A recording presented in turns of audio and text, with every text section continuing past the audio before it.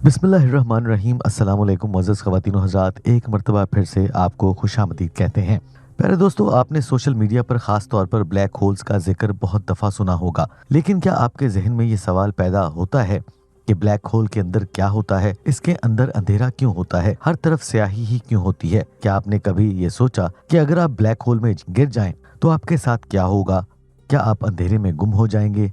उसके अंदर कोई चीज नजर आएगी या नहीं? आपके लिए वक्त रुक जाएगा या आपको भुला दिया जाएगा? आखिर ये ब्लैक होल होता क्या है, इनकी तादाद कितनी है और कैसे आज साइंसी तहकीक ये साबित कर रही है कि 1400 साल पहले अल्लाह रब्बुल इज्जत ने इसके मुतालिक कुरान करीम में जो जिक्र किया है वो बिल्कुल सच्चा है। और जब इस दुनिया में कयामत आएगी तो उस वक्त ब्लैक होल्स का क्या किरदार होगा, आज की वीडियो में इस पर तफसील से बात की जाएगी। लिहाजा हमारे साथ वीडियो में आखिर तक जरूर जुड़े रहिएगा। मुअज़्ज़ज़ ख़वातीन व हज़रात, आगे बढ़ने से पहले आपसे गुजारिश है कि अगर अभी तक आपने मेरे इस चैनल को लाइक शेयर सब्सक्राइब नहीं किया तो कर लीजिए और इसके साथ लगे घंटी के बटन को प्रेस करें ताकि मुस्तकबिल में भी आपको इसी तरह की मालूमाती वीडियोस बर वक्त मिलती रहें। मुअज़्ज़ज़ ख़वातीन व हज़रात, अब वापस आते हैं अपने टॉपिक पे। दोस्तों, जैसे ही कोई चीज ब्लैक होल के अंदर गिरती है तो उसे अंदाजा होता है कि कशिश शकल यानी पावर ऑफ ग्रेविटी किस हद तक बढ़ चुकी है। जैसे जैसे पावर ऑफ ग्रेविटी यानी कशिश शकल बढ़ने लगती है तो वक्त की रफ्तार वहाँ कम हो जाती है। आपके जहन में ये सवाल पैदा होता है कि ये कैसे हो सकता है, तो आप इसे यूं समझ लीजिए कि ब्लैक होल एक गड्ढा है। जब आप इस गड्ढे में गिर जाते हैं तो आप एक ऐसी मंजिल का सफर शुरू कर देते हैं जिस जानब जाते हुए आपको पावर ऑफ ग्रेविटी यानी कशिश शकल बढ़ती हुई महसूस होती है। साथ ही साथ आपको ये महसूस होता है कि अब वक्त भी आहिस्ता आहिस्ता स्लो होने लगा है और एक लम्हा ऐसा आएगा जब आपको महसूस होगा कि अब आपके लिए वक्त रुक चुका है। आप एक स्क्रीन के सामने बैठे हैं और दुनिया में जो कुछ हो रहा है, लोग जो कुछ कर रहे हैं, आप उन्हें जो करता देख कर आए होंगे, जो वो कल करेंगे और जो वो कर चुके होंगे, ये सब कुछ आपके सामने एक फिल्म की तरह मौजूद होगा। आप उसे यूं समझ लीजिए कि वहां जाने वाले शख्स के लिए वक्त का एहसास खत्म हो जाता है। उसे टाइम और स्पेस की थ्योरी का नाम भी दिया जाता है। इस वीडियो में आगे चलकर बात करते हैं, लेकिन ब्लैक होल के अंदर मौजूद अंधेरे को समझना बहुत जरूरी है। प्यारे दोस्तों, जैसे जैसे ब्लैक होल के अंदर जाएंगे आपको कशिश शकल ज्यादा महसूस होगी तो यहाँ रोशनी भी कम होती जाएगी। आपने स्पीड ऑफ लाइट का नाम तो सुना होगा। बुनियादी तौर पर स्पीड ऑफ लाइट से मुराद ये होती है कि जिस रफ्तार से रोशनी सफर करती है, लेकिन अमूमी तौर पर इस सफर को नापने के लिए इस्तेमाल किया जाता है, बल्कि ये पैमाना वक्त का है। अगर कोई स्पीड ऑफ लाइट से एक जगह से दूसरी जगह हरकत करे तो वो कितनी देर में और दूसरी जगह पहुंच जाएगा, स्पीड ऑफ लाइट का रेफरेंस ये होता है। लेकिन अभी जब कशिश शकल बढ़ जाए, आपके लिए वक्त रुक जाए, जब वक्त रुक गया तो मतलब स्पीड ऑफ लाइट भी रुक गई। और जब स्पीड ऑफ लाइट खत्म हो जाएगी यानी कम हो जाए तो रोशनी पहुंचने की रफ्तार कम होते होते बिल्कुल खत्म हो जाएगी। जब खत्म हो जाएगी तो यहाँ सिर्फ अंधेरा हो जाएगा। यही वजह है कि जब आप किसी ब्लैक होल की तस्वीर को इंटरनेट पर सर्च करते हैं तो आपको इसके दरमियान का हिस्सा बिल्कुल स्याह मालूम होता है।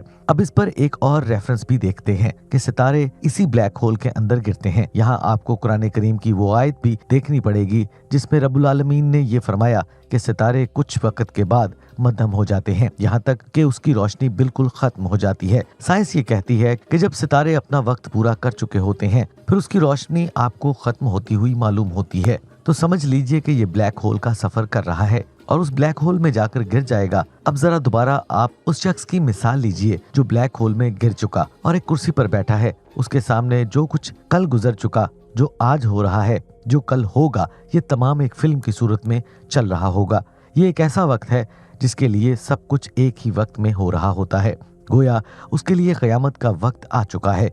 वो वक्त की कैद से आजाद हो चुका है और कयामत भी उसी वक्त बर्पा होगी। आप उसे यूं कह लीजिए कि आज भी किसी ब्लैक होल में कयामत बर्पा हो रही है जो कल भी जारी रहेगी और उससे पहले भी जारी थी। लेकिन चूंकि हमारी उसे देखने की, समझने की इस्तात नहीं, लिहाजा हम उस वक्त का इंतजार कर रहे हैं या उस मंजिल की जानिब बढ़ रहे हैं जब ये दुनिया खत्म होगी। इस पूरी दुनिया को ब्लैक होल के अंदर डाल दिया जाएगा या इस पूरी दुनिया को कशिश शकल अपनी तरफ खींच लेगी। तब कैफियत बिल्कुल ब्लैक होल जैसी हो जाएगी और फिर कयामत कायम हो जाएगी। अब जो सितारा या जिस तरह हमने मिसाल ली कि जो शख्स ब्लैक होल में अंदर गिर चुका है उसके लिए वक्त खत्म हो गया है, अब वो वहाँ हमेशा के लिए रहेगा। दोस्तों, यही वो कॉन्सेप्ट है जो जन्नत के बारे में है और जहन्नुम के बारे में है, जो कयामत के बाद की जिंदगी के बारे में है।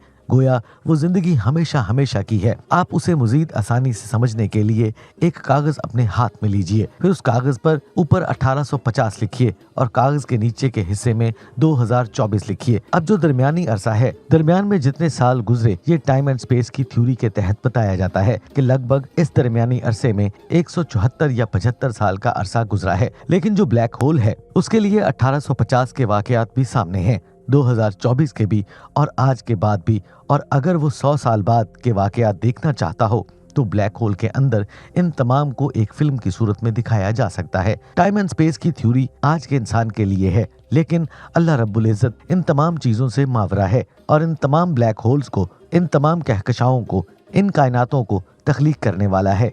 ये उसकी तख्लीक है, जो चाहे वो जब चाहे इन्हें पैदा करे और जब चाहे इन्हें खत्म कर दे।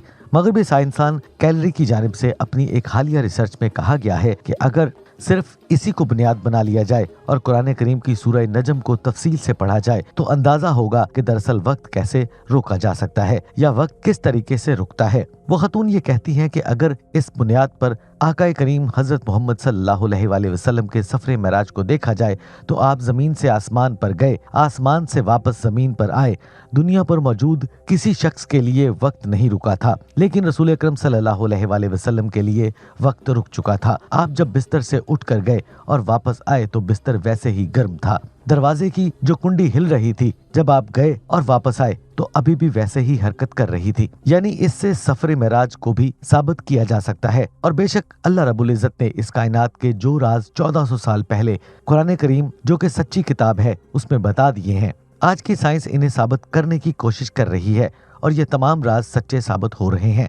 गोया अल्लाह रब्बुल इज़्ज़त ने कुरान करीम में ये भी बताया कि गौर करने वालों के लिए इस कुरान के अंदर भी और इस जहान के अंदर भी, इस छोटी सी जमीन में जहां अल्लाह ताला ने इंसान को पैदा किया है, इसमें बहुत सी निशानियां हैं जो अल्लाह की वहदानियत, जो अल्लाह रब्बुल इज़्ज़त की कायनात की रबूबियत और इसके हुक्म होने और इसके इन्नल्लाह अला कुल्ली शैइन कदीर के होने की गवाही देती है। बस इंसान ही गाफिल है जो इन पर ना तो अमल करता है ना ही गौर करता है। गोया इंसान के दिल में जैसे ताला पड़ गया हो, उसकी आंखें जैसे अंधी हो गई हों।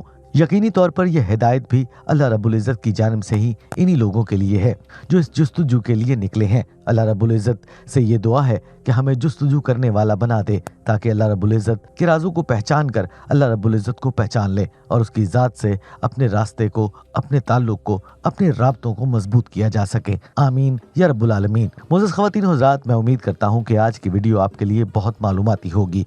अगर आपको ये आज की वीडियो पसंद आए तो मेरे इस चैनल को लाइक, शेयर, सब्सक्राइब जरूर कीजिएगा और वीडियो पसंद आने की सूरत में अपने दोस्त अहबाब में ये वीडियो जरूर शेयर कीजिएगा, ताकि कोई और भी इस मालूमात से मुस्तफ़ीद हो सके। अपना और अपने गिरदोनवा और अपने रिश्तेदार, अपने माँ बाप का बहुत सा ख्याल रखिएगा। मिलते हैं अगली वीडियो में। अल्लाह निगहबान।